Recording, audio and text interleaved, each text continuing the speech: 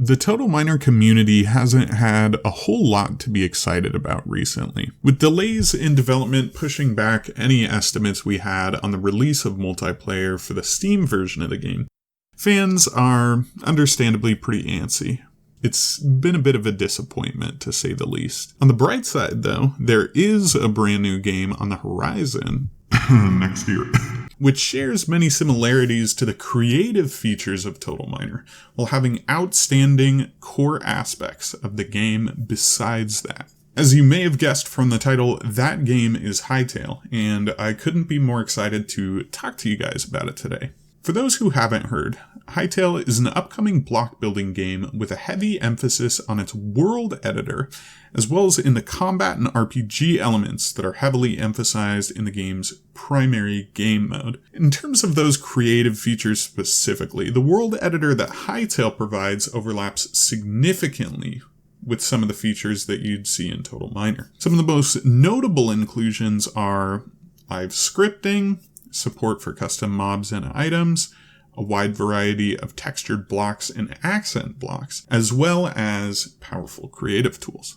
Additionally, I think there's also a bit of an overlap in terms of the creative vision of both games. Hytale's RPG elements are very apparent in the overall aesthetic of the game, as well as the resources that the player has access to, which we've seen in a couple of reveals so far. And they're reminiscent of other games like Torchlight, and even in some ways Skyrim. Well, Total Miner is a bit different in that it more closely aligns with something like RuneScape or perhaps Diablo in this sort of darker, more grounded atmosphere and item textures. It does still share that same medieval fantasy vibe, and there are several builds I've seen replicated in both games that do appear pretty similar at first glance. You'll look at it briefly and then you'll be like, oh, I can't tell which game that it's from. All this being said, both games are very different in some pretty major ways, gameplay and community-wise, but I think, especially when it comes to players who enjoy sandbox games, it's fun to try out new things. You'll kind of fluctuate between a couple of different ones depending on, what you're really looking to get out of the game.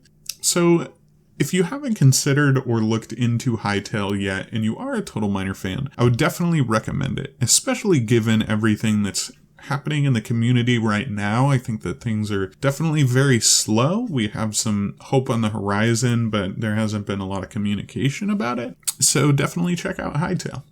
Besides that, that's all that I have for you guys today.